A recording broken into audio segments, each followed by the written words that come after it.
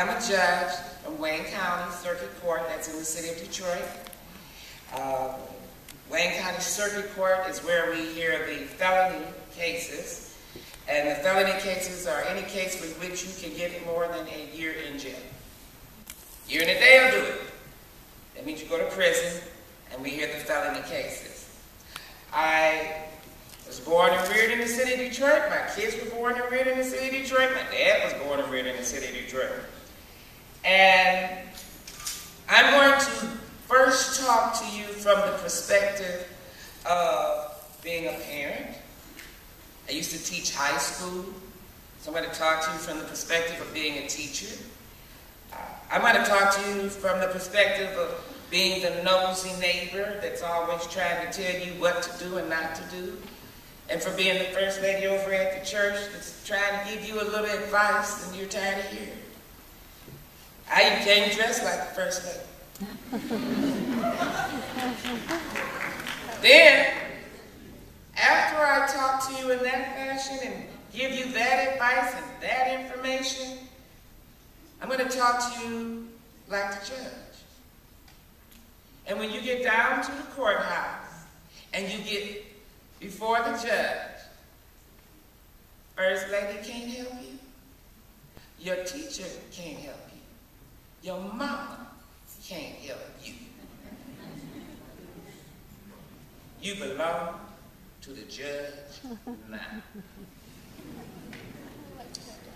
As a parent, as a teacher, as someone who cares about you and wants you to be successful and wants you to be safe. We talk to children, young people all the time, and when you do something and we look at you and say, why did you do that? And you look back at us with this puzzled look, because sometimes you know why you did it, and sometimes you don't, and sometimes you know why, but you don't want us to know that you know why you did what you did.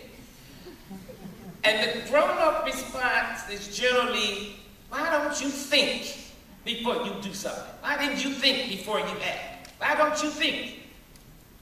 And I had a young person one day tell me, everybody's always saying, why don't you think before you act? But nobody's ever telling us what to think. What are we supposed to think?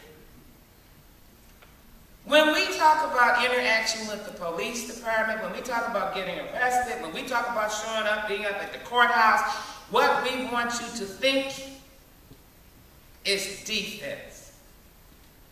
Defense. We don't want you to get arrested in the first place. We don't want you to the courthouse in the first place. And while I prefer not to lock you up, I will. So we don't want you in the jail or in prison in the first place. So we want you to think in terms of what is it that I can do, that I should do, what is it I shouldn't do, such that maybe I won't have police contact in the first place, and if I do, I still end up at home with my mama at my dinner table, sleeping in my own bed that night. Think defense. Avoid that behavior which causes unnecessary attention to be drawn to you. You pull out the parking lot, school is over. You want to open up the sunroof. You got the windows rolled down and the music pumped up. And you want to show that your speakers are better than the other fella's speakers, so you driving down the road bubbling. Music can be heard a mile off. You want to know why the police are looking at you. When you got to the corner and there was a stop sign, you glanced into the intersection. You said, oh, nobody coming. Instead of stopping at the stop sign, you did a rolling stop. You paused on around the corner. There is no such thing as a rolling stop. The car, you ought to at least feel the car go forward a little bit and back a little bit. Rest in the middle. You stopped. That's a stop. Just rolling around the corner, and when the police pull you over and say, did you know you ran a stop sign? Oh, that was a rolling stop. I looked, but nobody coming. Nobody but the little old lady that was doing the speed limit that was coming towards the intersection that you couldn't wait for because you had to roll and stop. You went half a mile. You get ready at the intersection again. The music is still blowing. You lean back in the car. I'm coming towards you. I hear all the music. I don't see anybody behind the steering wheel because you lean back, talking to your voice.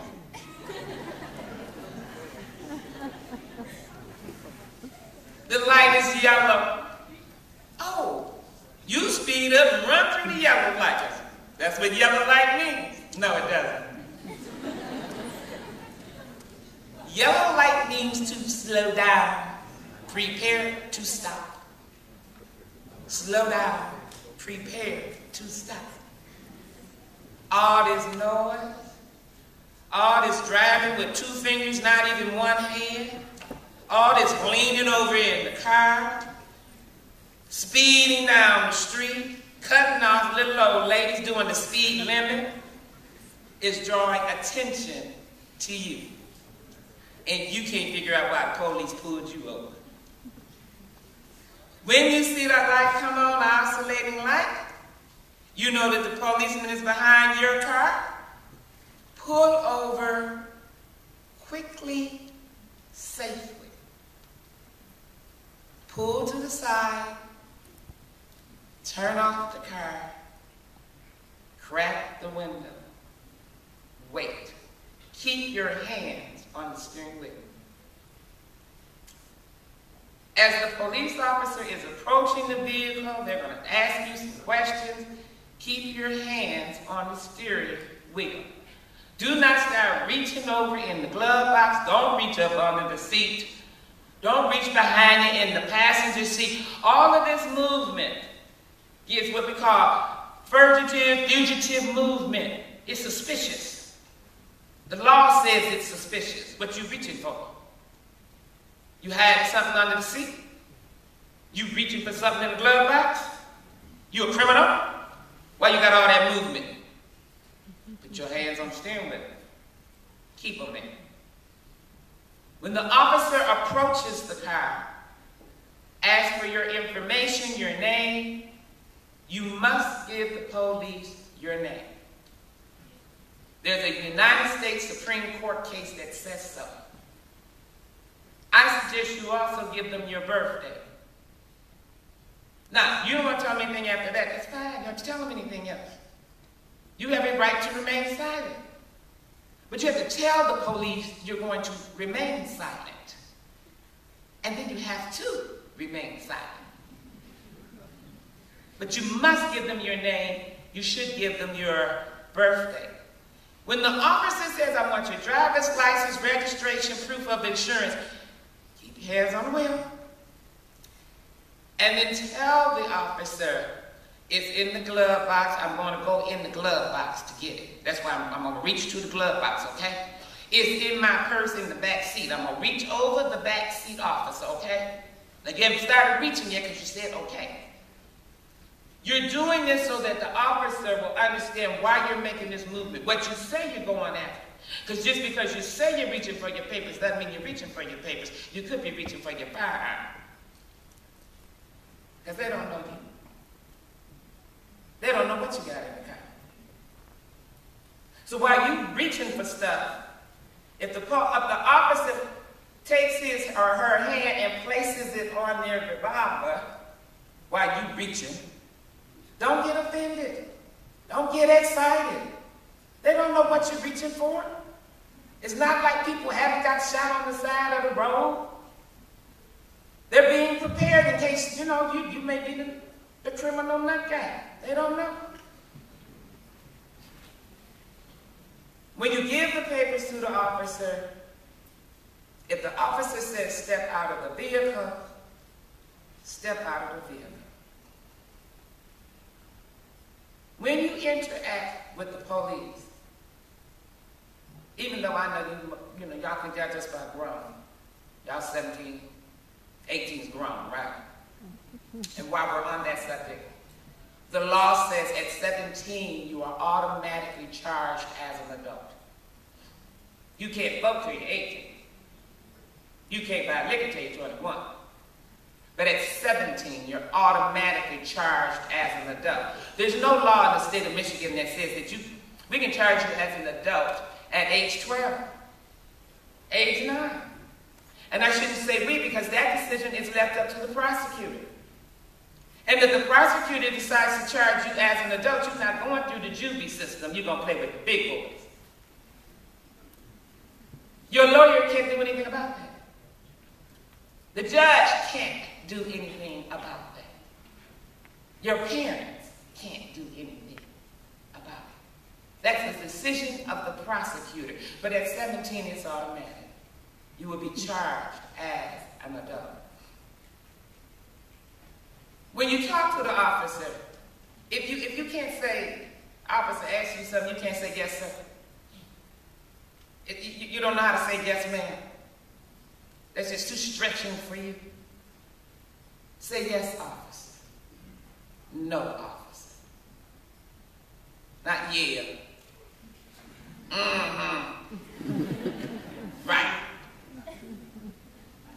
You, at this point, have some input on the tone of how this stop is going to take place. You have, at this point, some control over the climate of how this interaction is going to play out.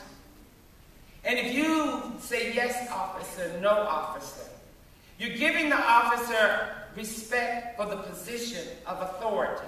And whether you like it or not, they have a position of authority. I hope you're not in the classroom, yeah, and your teacher.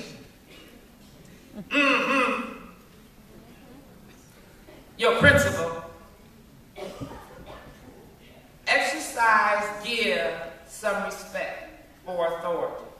It will play out a lot better. Do not run from the police. I know that we think that would be a basic, okay? I sit in my courtroom, I do a lot of the auto theft cases. And when I get a lot of the auto theft cases, the majority are young fellows, young men. And some of them think that, okay, I know I can drive, because I've been driving since I was 14, 12, I just didn't nobody know. I'm 16, 17, 18 now, so I got a lot of practice. And I'm going to outdrive this cop that's chasing me. Because I can drive. And it's my neighborhood. I know my neighborhood. When you do not pull over, when you know it's the police, when you start taking off and continuing to go because you think you're going to outdrive the police, it is called fleeing and eluding the police. It is a 5-year felony. 5 years. Not only that, you can't outrun the police. The police got these little things called walkie-talkies. They're communicating with each other. They got radios in the dashboard. Yeah, man. It's a Buick. It's a green Buick. It just went down Main Street, turned left. Turned left on Green Street. Yep. Turn left. His buddy's like, okay, I'm approaching Green Street. Which way they going now? Turn right. Turn right. Yep, that's it. Right on. Oh. I'm turning left. I'm going to cut him off. He just jumped out the car. He's headed for the alley. What he got on? He got on a red jacket. Okay, man, he going up the alley. I'm going to come around the other side. Hey, what you boys doing over there? Nothing happening on my side of town. I'm going to come join you boys. Which alley is that y'all trying to chase this fella down? They're communicating. They got a whole conversation going on. They're describing what you're wearing, which way you driving, what car you in, what clothes you got on, what fence you jumping over. They're communicating. And if you can't outdrive them and you think you're going to outrun them, they got dogs. Dogs will track you down. But no, you're not worried because you can outrun a dog. You're going to trip the dog up. Back in the city where I come from, helicopters. They're tracking you on top. Helicopters. And you think, oh, no big thing. My neighborhood, I'm going to get to the river. I'm going to hit the water. Boats. The police do have boats. Do not run from the police. Do not play like you're going to fight the police. Don't even play like it. They got a law on that. It's a felony to play like you're going to fight with the police. You don't even have to swing. You can just cop a pose and talk bad. They got a felony on that. Don't go there. Make it easy on yourself. Cooperate. Like the prosecutor said, we can straighten the rest out later. The goal is to avoid police contact. The goal is to fade into the crowd. The goal is not to have contact in the first place. You know defense. You playing these games. If I make this move, he gonna take my man. If I make that move and that move, I'm gonna take two of his men. But I ain't gonna make that move because then he gonna win the game. You playing defense. You playing defense. Some of y'all out there playing football. You know defense. Some of you playing baseball. Where are you? This one we know he can't hit it out the park, so we all coming in. That's playing defense. Play defense. The goal is not to have the contact, and if you have the contact, minimize your risk. Yes, sir. No, sir. Yes, ma'am. No, ma'am. If you end up arrested and you come down to the courthouse, now I'm going to tell you what it's like when you come and see the judge. And I don't want there to be any mistake about it. So I'm going to take off my First Lady hat.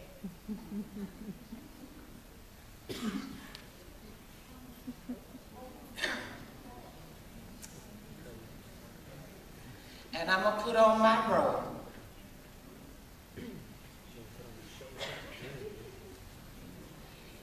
And we're going to start off by explaining there is nothing in my job description that says I have to be nice. Nothing. At all.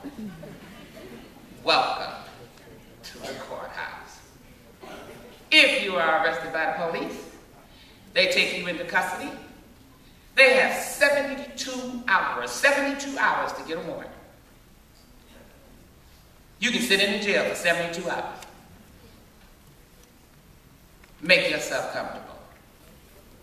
You may be able to get a lawyer. Maybe you have one in your family. There's a family friend. We'll try to contact the judge, see if they can get a writ to get you out of jail before the 72 hours. Maybe. I'm not obligated. 72 hours. Once you are charged, you will be brought to the district court. That's usually the city court. They will tell you what charges have been brought against you. That will be your first opportunity to have a bond set. Bail. When the judge decides what to set, what amount to set for bail, we got options. Depending upon the charge. It could be $1 million bail. Maybe just a couple $100,000. When we decide what we're going to set for bail, we look at the nature of the offense that you are alleged to have committed. We look at your prior records. You got some juvenile contacts, some warrants of dismiss, some probations maybe with the juvenile court. Did you get some tickets, some ordinance violations in the city court, and you didn't go back? You didn't pay your tickets. You didn't address that ordinance violation.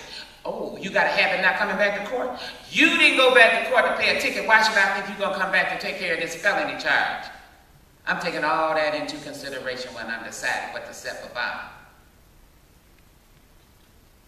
I can require a bond with security attached to it, real estate. Your mama going to put up a house? Your daddy going to put up his store? I get a 10% bond. I might give you a personal bond. If I give you a personal bond, you don't have to come up with any money. But if I give you a personal bond, I'm going to attach a tether. I'm going to tether you. I'm going to know where you are 24/7. because you got an ankle bracelet on. Welcome to the courthouse.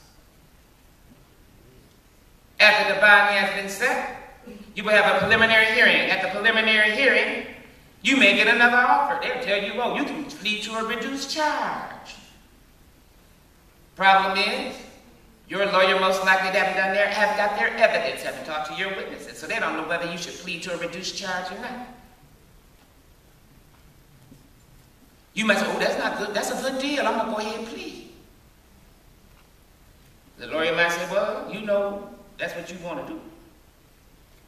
Most of them may say, well, let's get the discovery first. Let's talk to your witnesses, see where we are in this case. In that case, you will be set for another trial date. You've already had two. Here comes the third one. It's called preliminary examination.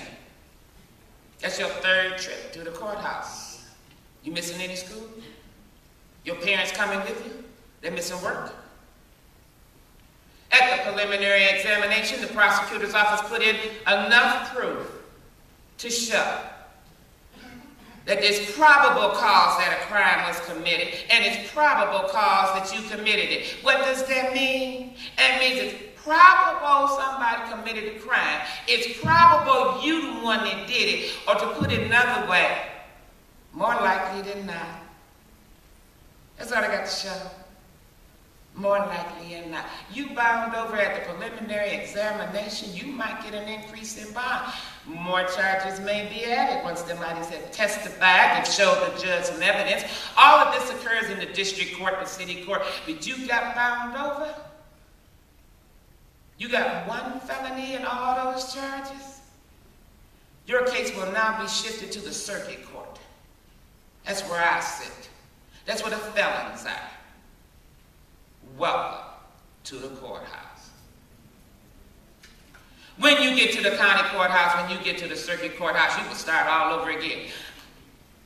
They're going to arraign you on the warrant, on the information. They're going to tell you again, you got any new charges? Any charges been dismissed? You still asking for a bond.